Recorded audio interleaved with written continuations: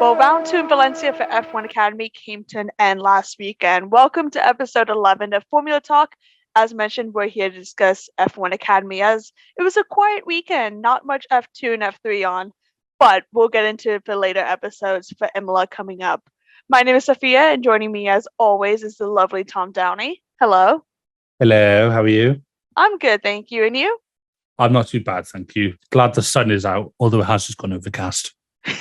Maybe for you, it's been quite kind of grey in Manchester where I am right now. So, yeah, we'll see. But before we get into this episode, we must thank our sponsor for this episode, BetOnline. BetOnline.ag is your number one source for all your basketball info, stats, news, and scores. Get the latest odds and lines, including the latest player reports for this year's pro basketball playoffs. BetOnline is always your sports information headquarters this season, as we have you covered for all your sports wagering needs, from basketball to MLB to NHL, hockey, right to UFC and boxing. BetOnline is the fastest and easiest way to get your betting info, including live betting options and your favorite casino and card games you can play right from your home.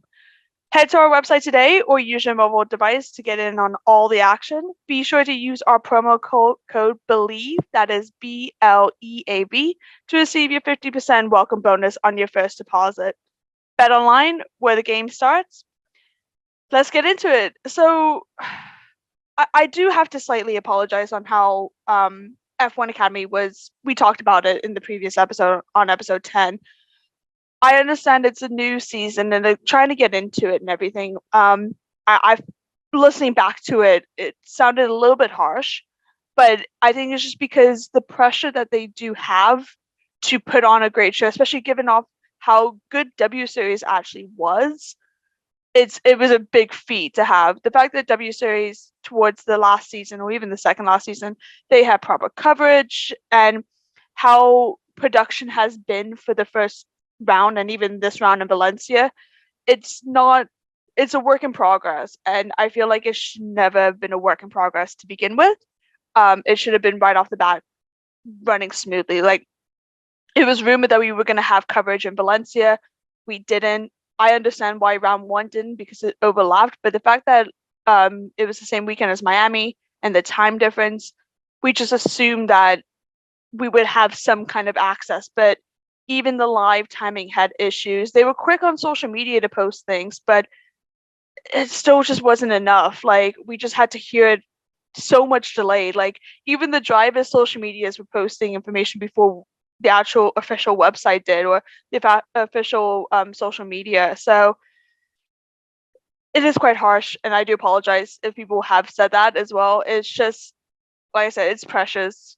Being a female motorsport, even when you're racing or working within it, it is quite pressurized. And what you see on social media, some of these comments are just not it as well. I really hope that they can kind of pick up with it as well.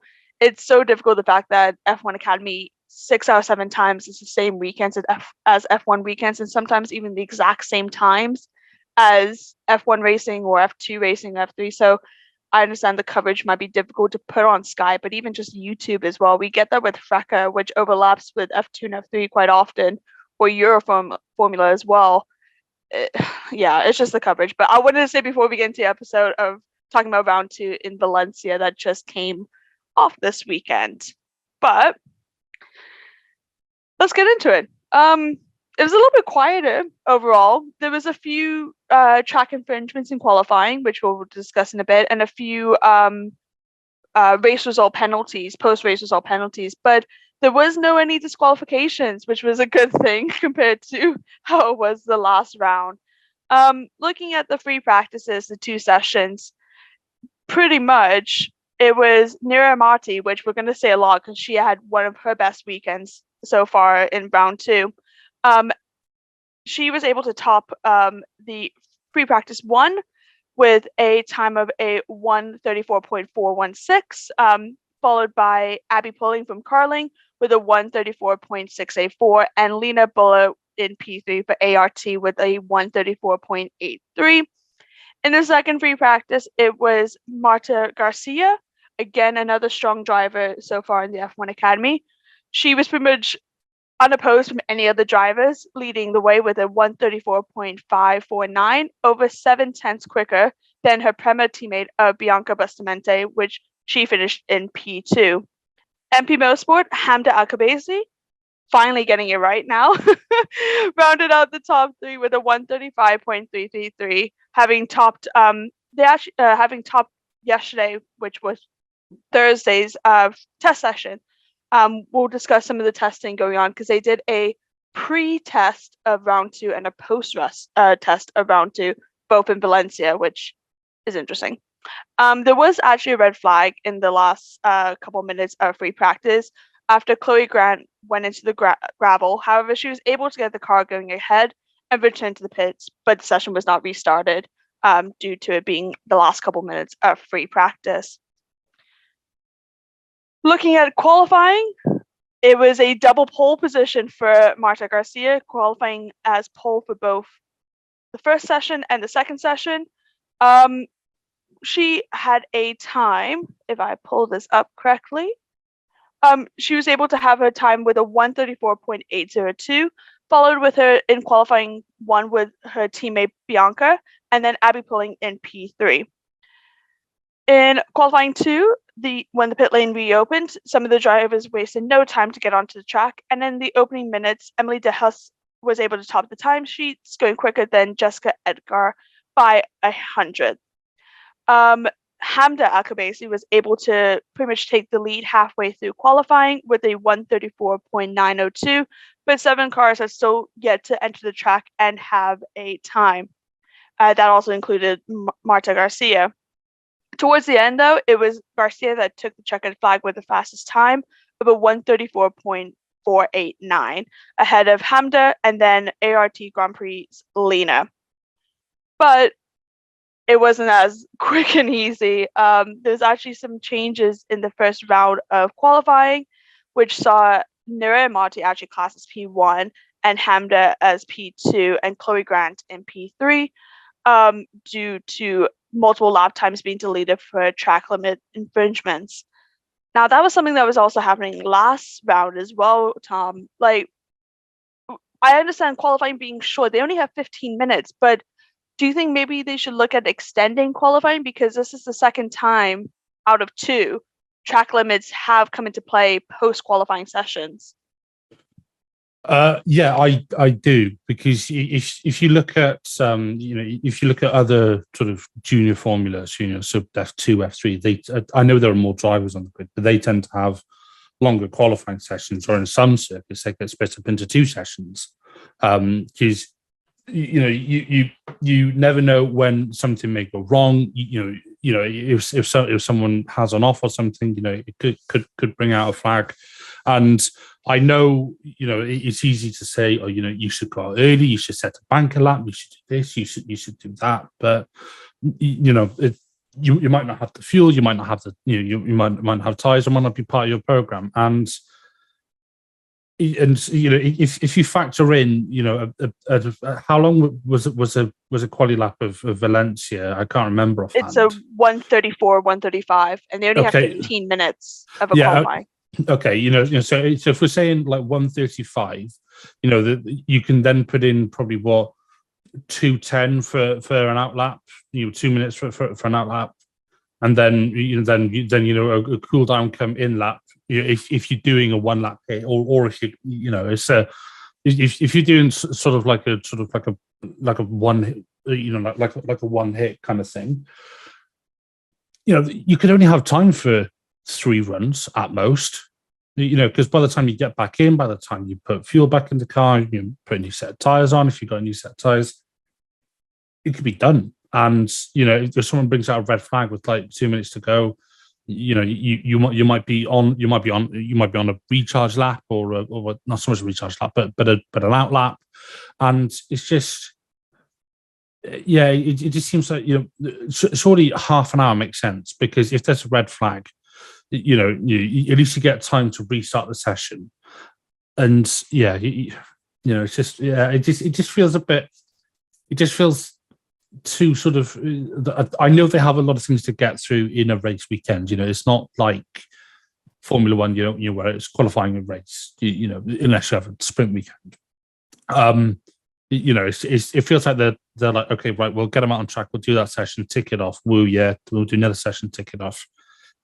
It feels a bit too rushed and a bit too sort of compacted into a weekend.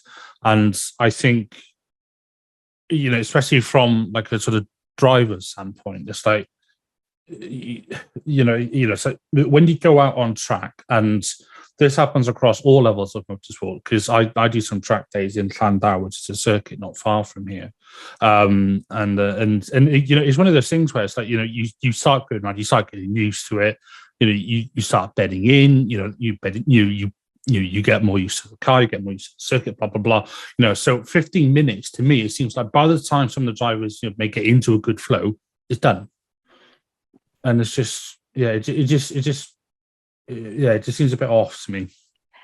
I agree. The fact that there's 15 drivers as well. So, like, if you think of traffic potentially as well. So, they do have 2 qualifyings, 15 minutes each. So, qualifying 1, whoever finishes the top will start race 1 from P1. But in race 2, the top 8 reverse, which I understand is great. But then they also have race 3, which is slightly longer. It's an extra 10, it's the same amount of time as race 3. So I agree, maybe, I don't know, I feel like race 3 is not needed, because race 3 and race 1 are both 30 minutes, and they both have their own qualifying for it. And then obviously race 2 is kind of like the reverse. So it's like sprint, it's feature then sprint, if we take it like in F2 terms. So feature goes first and then sprint goes second for race 2, and then another feature in race 3. And sometimes that's actually a different day, how it was this weekend.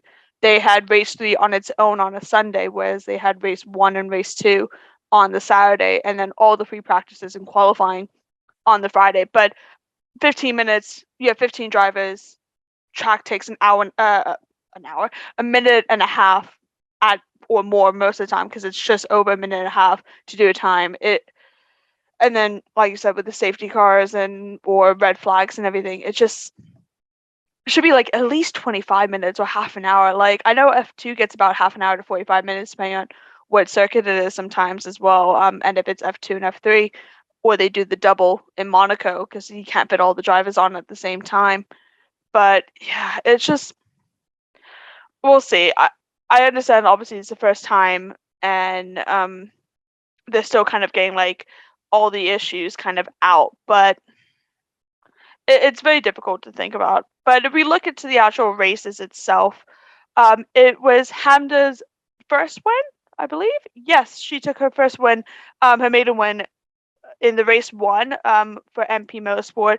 She was actually starting from pole because of the qualifying 1 track limits deletion for Garcia. So she was able to start. Oh, I lie. So sorry. Marty started P1, Hamda started P2, but was able to quickly overtake as she moved on the outside into turn 1 on the first lap to overpass Marty to take the lead, and pretty much never looked back from that. Pretty much further down the order, we had Chloe Grant for ART. She started in P3, but dropped 2 positions on the lap 1, as her teammate Lena Boer and MP Motorsport sister to Hamda, Amda, was able to make way past Chloe Grant. Very quiet. Pretty much Hamda was able to cross the checkered flag 7.1 seconds ahead of Marty. Wow. For a track, like, it's been a bit competitive in round 1. If you've seen some of the clips and seen the timings, they've been very, very close to each other, but 7 seconds of a difference, that's amazing. Yeah, I mean, in something that is effectively a spec series, that is quite a gap, and it's it's looking almost a bit ominous. Are we going to see sort of like Jamie Chadwick style, sort of like wipe the fields to kind of thing? Don't rule it out. And I'm sure a lot of us want to see so close wheel to wheel every week, but some drivers suit some circuits, or just are better drivers than others. People are better at things than other people. So it's one of those things, unfortunately. It won't take away from the action, I don't think, though. Because although we're going to see potentially one driver sort of like leading from the front, it is, like I said, it is still a spec series. So you can have drivers squabbling for second, third, fourth, maybe even the last point or any position. So I'm trying not to be too negative about it, and and I don't think it's going to be sort of like bad in that sense. But it's just science is sometimes a bit ominous when you have one driver sort of dominating the timesheets.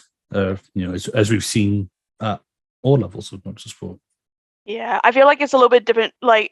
We'll discuss race 2 and race 3 as well, which were a lot closer between P1, P2, and P3. But another big thing as well to talk about with Hamda as well, she broke her arm on the last lap incident in 2023 for the UAE Formula 4, the Middle East Formula 4, which we mentioned in a few earlier episodes. And with her accident, I've seen the clips on social media about like the recovery. She got told it would take 4 months for her to heal, let alone to potentially not even drive. It took her 6 weeks to get back into the car, 75 days to get back into a car and to take a win. Like, the photo I'm seeing right now, which is the one that she took when she got out of the car, where she was literally pointing her wrist because it was a bad break, like pretty much down all her arm, and had to have quite serious surgery for it. Like, it's amazing the determination that she has had from being told it was going to take 4 months to potentially be out of F1 Academy because of this, to push and fight to get into F1 Academy and get the seat, and then 75 days later take her first win in F1 Academy. I think it's a great feat to have, and very much props for her, because pretty much 7 days after surgery she was back in trying and training, which God, that's amazing. It's incredible, isn't it? Maybe she's got Lance Stroll's physio or something, but that is one insane recovery. Surgery to the podium in, it was 75 days, I think. You said, yeah, for a podium. I thought so. Yeah, that's just for something that should have taken 4 months, and it's not like she's going back to doing cross stitching or playing chess. She's driving a single-seater car in a race, around a racetrack. Obviously, the forces stuff they're going to be going through when she's doing that.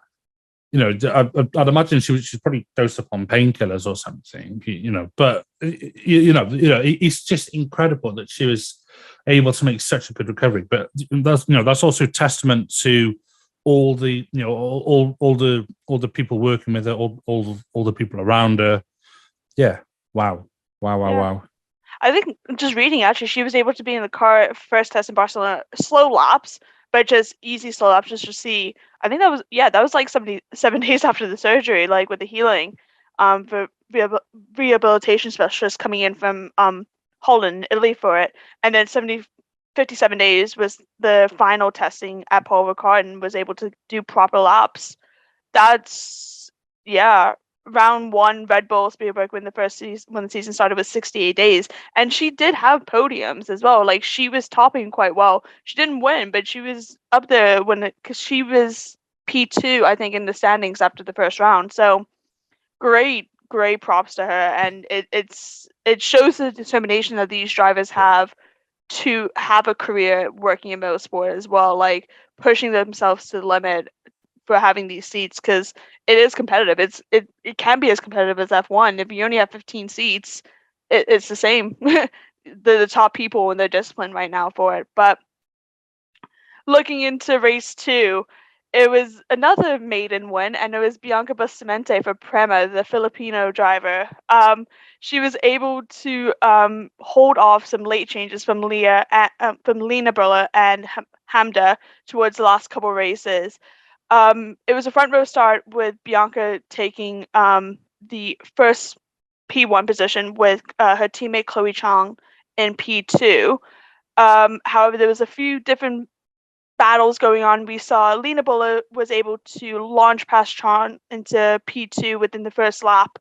There was a safety car that came out on the opening lap, which saw MP Motorsport Emily De Hus and Carrie Scheiner making contact. This resulted in the Dutch driver for MP ending in the gravel. There was also Abby Pulling had collateral damage from that accident. Was able to re-enter the track, but the host was given a black flag. Wow. That's very rare.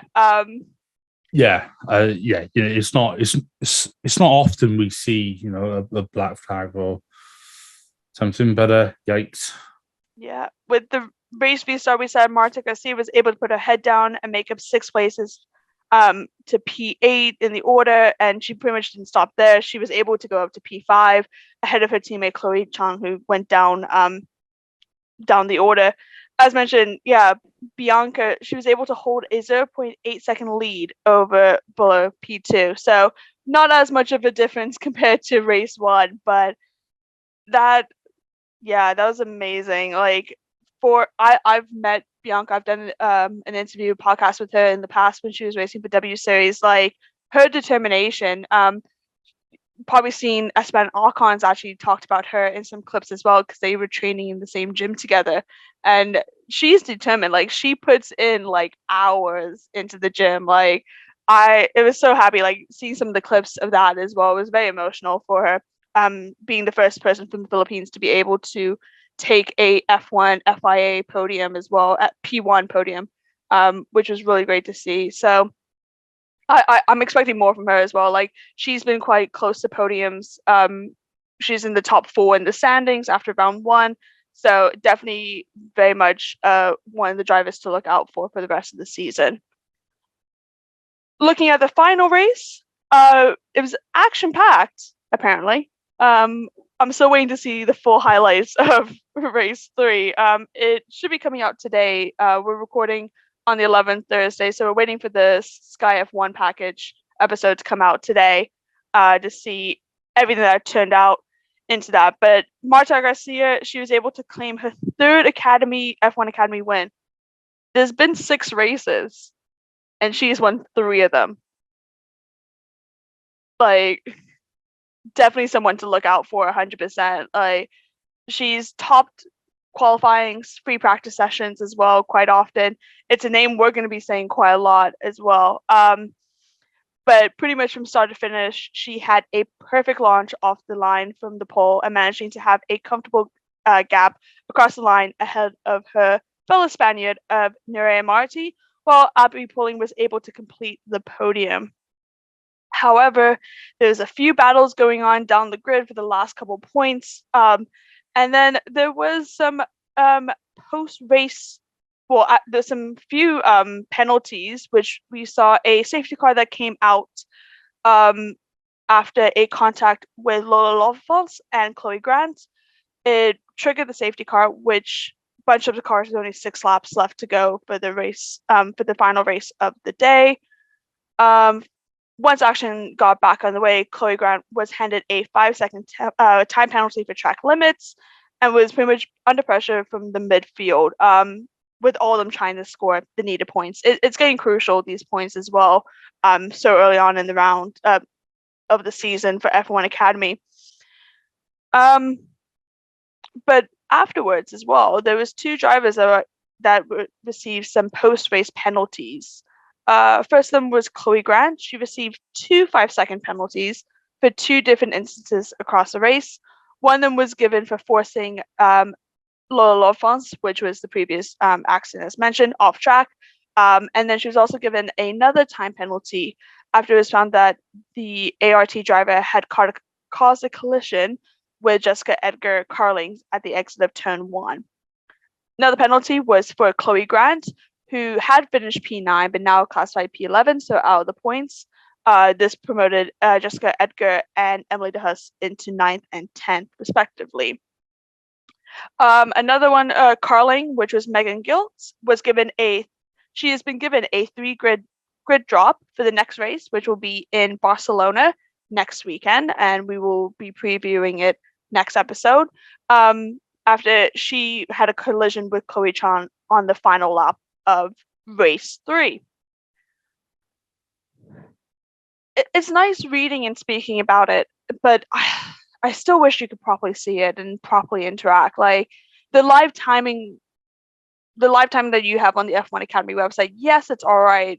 It gives you kind of it, but for me, even just like to listen on the radio as well, because these tracks are iconic, so everyone knows what these turns are, the names of these turns.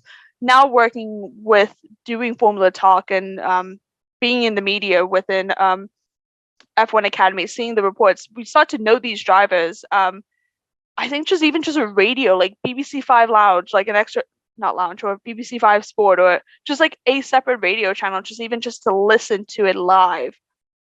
I think that's better than nothing that we currently have that is proper live. What do you think, Tom?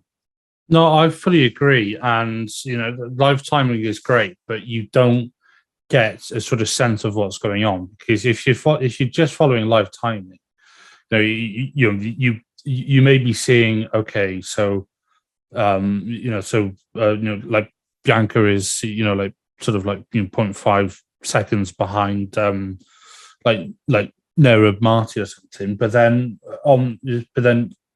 what you might not be seeing is they might be having a fantastic scrap over their lap and they're swapping positions. But of course, every time they cross the testing line, cross the finish line, Marty might already be ahead. So you're not getting a true representation of what's going on. You're not seeing that. If they're like slipstreaming up to turn one, or chasing people down, or if someone sort of has a bit of an off. Even things like live timing are things that should accompany a video feed or an audio feed, and it's something that I'd have on my laptop. Well, I used to watch the F1 or motorsport in general downstairs, on the big screen, as my dad would say. So I'll sit there with my iPad, or sometimes I'll have my laptop, and that's where I'll have the live timing. So it's something that I, because I'm quite a motorsport sort of nerd, I like to see like sector times and tires and all the rest of it. So that's why I like to have it open. It's not, or shouldn't be, in my eyes, a primary feed, if you like. Even if it's an audio feed, because I know a lot of people listen to races. A lot of people, they might sort of have it on the background. It's like my cousin, who's a big F1 fan. She listens to it on BBC Sport, for example. Like you said, Sophia, people can listen to it, and it's just that there needs to be sort of like more from it. But yeah, it's just I think they're still sort of ironing out some of the kinks, which is I'm not going to go over all ground because you summed it up nicely earlier, but it's like W Series had it nailed, especially in sort of like later seasons. With the whole, they were like alongside F1, and they're having the coverage, their commentary. It's like Italian F4 gets better coverage than F1 Academy. Yeah, FRECA. I mentioned FRECA because I watch that more, but even GB3, GB4 was on this weekend as well, and we might cover it towards the end of the season once the season's wrapped up as an episode, but even they had coverage as well. And the live timing is actually not even the live timing. It's done by the sector points, and it's after all the drivers pass the sector points, you see the time. So if we take Hamda, for example, who was a 7-second lead, she would have passed, and then we would have to wait until the last 15th driver, or if we have DNFs, we would have to wait until that driver passed the checker flag in order to see the time. So it's live, but it's not live. It's like a half live, and then last time I checked, they didn't have the mini sectors as well, which is probably the better one to maybe look at. But it's only by sector 1, 2, 3, 4, 1, 2, and 3 that it shows. But again, it's yeah. Like I said, I hope it irons out. It'll be interesting to see when they do their last round in Coda, which is going to be at the same time as F1. So we'll see how that production will go, because hopefully that will be on live TV, because there's no excuse. Yeah, there's no excuse for it not to be on live TV. You know, they've got everything that, you know, they've already got the infrastructure there. So, you know, if it's not on live TV, and bear in mind, you know, the sort of your first couple of races, you cut them, or the first sort of weekend, you cut them a little bit of slack. But by that point, it'll be the last race of the season. It's going to be October. It's still 5 months away. I was going to say 6. It's 5 months away, almost to the weekend. So, you know, it's I think it's safe to say we sort of gone over that enough, and you know, I don't want to keep sort of hashing over it, you know, because we could be here until the cows come home, and we got meetings to go to, so you know, because it is the middle of a working day here. So don't tell our bosses. using our lunch hour to record this episode. Mine would be fine. He's working, to be fair. But no, you know, let's just as the lunch hour ticks down, let's have a quick look at the final testing sessions in Valencia. So I have no idea why I said it like that. I do apologise. I think the caffeine's hitting in. So once again, it was Nerea Marti who was quickest in both sessions. Sorry, just double checking my facts. Yes, it was indeed Marty who was quickest over both days. So if we look at, first of all, if we look at day one, so Marty finished the day having done 35 laps, and she did a 1:33.7. Hot on her heels, though, is the MP Motorsport of Hamda Al Kubasi, who did, nail that pronunciation, I hope, who was only about a tenth and a half behind her. Yeah, did a 1:33.844, and Marty did a 1:33.702 to be precise. So it's it's just over a tenth. And then only 2 tenths behind them is Lena Buller, who is in the ART. She completed 36 laps, and she did a 1:34 flat. I mean, if you look at the sort of numbers here, you know, if we just look at the lap time, so you know, so Marty did the fastest lap time, which was 1:33.7, and Megan Gilks, who was P15, she did a 1:35.3. That's only what. I say only a second and a half. That, you know, I'm trying to do anybody a disservice. That's a fairly tight field, and they all did a good number of laps. So a couple of drivers. So Chloe Grant, who finished 4th in the morning test on day one, she did 29 laps. From what I can see, everybody else sort of did about between 34, 38 laps, and then we had a couple of drivers like Marta Garcia. She did 42. Bianca did 41 in the Prema. You know, so there's good consistency across there as well. You know, we haven't heard any horror stories of, you know, power units gone bang or anything, and hopefully this is gonna this is going to be, you know, this is a good sign. I think it's worth pointing out that the morning sessions are 3 hours apiece. Sorry, each session is 3 hours. So one day has 6 hours of running, with the morning session kicking off at 9 a.m. local time. So for any UK listeners, that is 8 a.m. our time that testing begun. That runs for 3 hours. They then break for lunch and, you know, debrief, whatever. That they then jump back into the cars in the afternoon. Just looking at the afternoon sessions, time's a little bit slower. It might be that, you know, the track tempo cooled down, or they could have been running different programs. We don't know, but we have the same top two. So Nerea Marti, once again, who Campos, you know, Spanish driver, Spanish team, Spanish track, you know, home advantage, even in testing.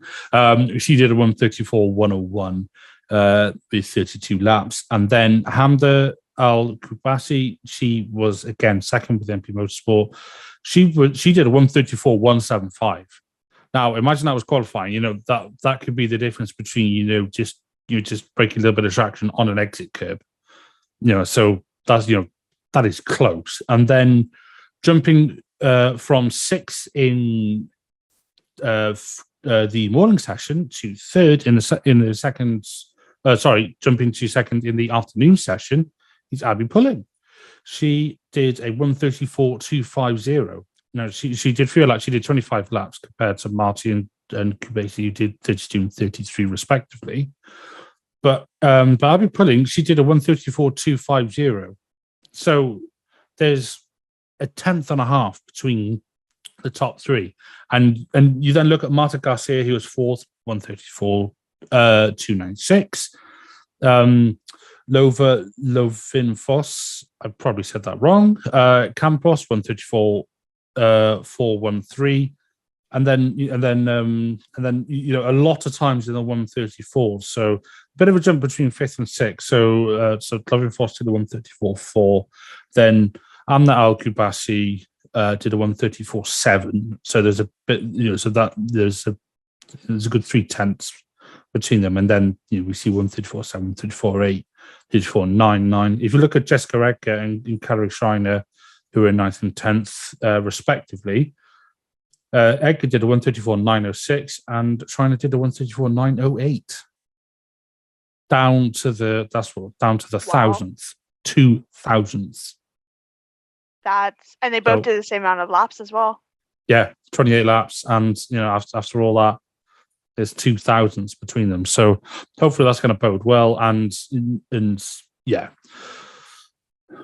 so it's so day one, pretty damn good for Marty and Al Kubasi. I'll just run through the full finishing orders for both of them. Then we'll have a quick look at day two. So day one, we had Neville Marty top with Hamza Al Kubasi and Lena Bula as top three, as I mentioned. Chloe Grant was P4. This is all in the morning session of day one, by the way. Then Lova Lovinvos P5. I'll be putting P6. Amno Al Kubasi P7 with Marta Garcia P8. Then looking at sort of bottom half, we have Caceres, who was P9, Carrie Schreiner P10, Bianca Bustamate P11, Emily De Hoyce P12, Chloe Chong P13, Jessica P14, and Megan Gertz P15. Then just having a very quick look at day one afternoon sessions. Again, I'll just run through the order. I'm not going to rattle off all the lap times. Again, Marty Kubasi top two, and as I mentioned, I'll be pulling P3. We had Marta Garcia P4, then Lovinvov again. You could call a miss or misses consistency. P5 once again. Kubasi P6 with Bula, Edgar, Schreiner, and Bustamate. That is P7, 8, 9, and 10. Then the bottom five. Again, that sounds very harsh, but it's testing. Then I've Chloe Grant and Emily De Hoyce, P11 and P12. Then the bottom three, we have Megan Gilks, Macy Caceres, and Chloe Chong, who were our final three finishers. So let's have a very quick ganders over day two. And once again, wouldn't you know, it was, it was, I said Lola Lovenfoss for his consistency. What about Neria Marty? I mean, top across all four sessions. Once again, she was P1 in the Valencia morning session, and she was P1 in the afternoon session. That's some consistency, isn't it, Soph? Oh, 100%. I mean, we've been saying her name like crazy, and Duva, like, she's looking at the standings as well. Like, she's not even in the top one. So, I mean, obviously there has been penalties and track limits and all that, infringements and all that, but she's just absolutely killing it. She's next W Series driver as well. I will like to mention as well. So she is more used to these cars compared to some of the other drivers. But I mean, another consistency is Hamda as well. 3 out of 4 finishing second. So it's quite good, definitely 100%. Yeah, there's real consistency across the board, which is it's good. It's good for the tires. Good for the good for the sport. Yeah. Apologies, Zoom just had an absolute wobbly then. It just showed me in a freeze frame. Hopefully that didn't come across on video. Just looking at the rest of the runners. So once again, Valencia, day 2 morning session. As I said, we had Marty and Handbell Capacity, top 2. Leonard Bula, back up to P3. It's interesting to note that the top 4 did sort of quite a few, they did less laps, or fewer laps, I should say. That's incorrect English. They did fewer laps than the rest of the grid, especially when compared to Marta Garcia, who's in P5, who did 58 laps. 58 laps. Yeah, that's almost double what Lena Bula did, because she did 26. Yeah, more than double. Yeah. Well, yeah. In fact, because 42 would be double. 52, sorry, would be double. Yeah, blinking heck, yeah. I struggle with my numbers as well. Yeah, we both deal with numbers as a job. I know, yeah. So this is why they invented calculators, honestly. But yes, no, So like I said, Monte Garcia P5, 58 laps, and then Amna Alcubasi and Caceres in P6 and 7. They both did 42 laps, and there was only Amna Alcubasi did a 1:33.754. And Marta Caceres did a 1:33.824. So again, not much between them at all. Looking down the list a little bit, we then had Carrie Schreiner, Emily De Hoyce, and Chloe Grant running at the top 10. So Schreiner finished having done a 1:33.9 with 32 laps. Emily De Hoyce in the MP Motorsport did a 1:33.9 again. This time with 40 laps, but she did a 1:33.982 when Schreiner did a 1:33.936. So that's what 500ths between them. Again, hardly anything. And then, like I said, Chloe Grant rounded up the top 10, racing for ART. She did a 1:34 flat with 29 laps. So a little bit less running for her. Then just looking at the bottom 5, we had Bianca Bustamate once again, 46 laps. Again, that's a good slog. That is a good slog in what I'd imagine. Valencia. We're what, sort of like mid-May. It's going to be hot. Good effort from her once again. 1:34.174. We then had Abby Pulling and Chloe Chong in P12 and P13 respectively, with Pulling doing a 1:34.337. and Chong doing a 1:34.619. Then the bottom 2, Jessica Recker did a 1:34.767 on 40 laps. And then we finally have, I'm just trying to look to see if I can see any reasons why. Megan Gilks, who's racing for Cardiff, and I can't see anything, she did a 1:36 flat, but only completed 12 laps. So I don't know if there was an issue or something. Unfortunately, it doesn't say, so I couldn't tell you. And if I'd been able to watch it, FIA, we could have, we could have told you, but alas, we could not. And we'll just have a very quick run through the afternoon timings and standings. Then I'll pass you back to the wonderful Sophia. So once again, as we mentioned earlier, Nera Marti with some incredible consistency, completed 29 laps, finishing P1 with a 1:33.849. Then right on her heels, British driver, go on, Abby Pulling, racing for Carlin, 1:33.910. She is, if you look over the time screens, Abby Pulling has really worked her way up. So that's that's encouraging. And then Marta Garcia rounds out the top 3, having done only 24 laps with a 1:34 flat. If we just look at the rest of the top 10, so P4, 5, and 6, we see Bianca Bustamate, who has worked her way up there. She's 1:34.313, having done 25 laps. Hamda Al-Kubaisi, racing for MP Motorsport, doing a 1:34.360. Then Lola Lovenvoss did a 1:34.4. only 20 laps. It's interesting to note that this Valencia afternoon session, they all did fewer laps. Only Abby Pulling did 30 laps or more. Most of them sort of did mid to late 20s. There's in a lot of sort of 28, 29. And then some drivers only did fewer than 20. But P7, Matthew Caceres went to 4-7 with 25 laps. Then P8, 9, and 10, Emily De Hoyce, the 134.782 on 29 laps.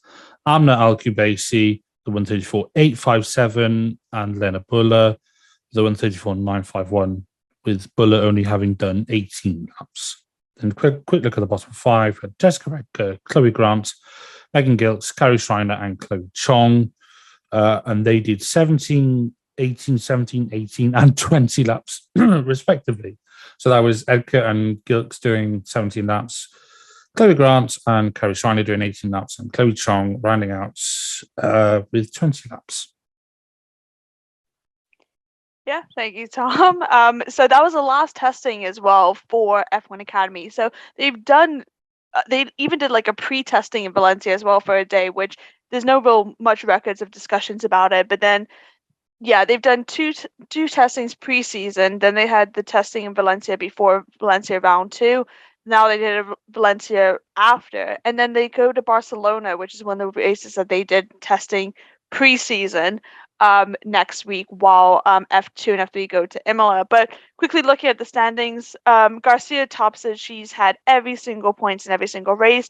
She's on top with 97 points, followed by Hamda at 71 points. Again, another driver that has points every single race so far these first 2 rounds. And then Nuramati, she has not had points every single round, but she's at 53. So that's the top 3 for F1 Academy. So that's pretty much the end of this episode, primarily focusing on F1 Academy.